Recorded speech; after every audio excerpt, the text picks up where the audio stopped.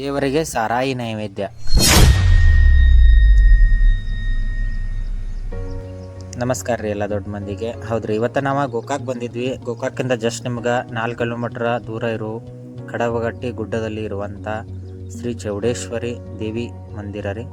ಈ ಮಂದಿರಕ್ಕೆ ಬರುವಂಥ ಭಕ್ತರೆಲ್ಲ ಸಾರಾಯಿ ಮತ್ತು ಸಿಗರೇಟನ್ನು ಈ ದೇವಿಗೆ ನೈವೇದ್ಯವಾಗಿ ಅರ್ಪಣೆ ಮಾಡ್ತಾರಂತ.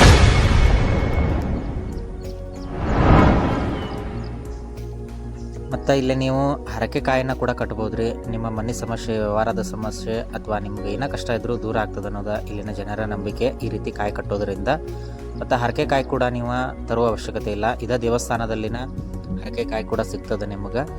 ಮತ್ತು ಇಲ್ಲಿನ ವಿಶೇಷತೆ ಏನಪ್ಪ ಅಂತಂದ್ರೆ, ಈ ದೇವಿಗೆ ಸಾರಾಯಿ ನೈವೇದ್ಯವನ್ನು ಯಾಕೆ ಅರ್ಪಣೆ ಮಾಡಬೇಕಪ್ಪ ಅಂತಂದ್ರೆ, ಇಲ್ಲಿ ಪೂಜಿಸುವಂಥ ಆ ಪೂಜಾರಿ ಕನಸಿನಲ್ಲಿ ಬಂದ ದೇವಿ ಹೇಳಿದ್ದಳಂದ್ರೆ, ನಿಮ್ಮ ಕಷ್ಟ ಎಲ್ಲ ದೂರ ಮಾಡ್ತೀನಿ, ನೀವು ಬೇಡಿದ್ದನ್ನು ನಾ ಕೊಡ್ತೀನಿ, ಮತ್ತು ನನಗೆ ಸಾರಾಯಿ ನೈವೇದ್ಯವನ್ನು ನೀವು ಮಾಡಿರಿ ಅಂತ ಹೇಳಿದ್ರಂದ್ರೆ.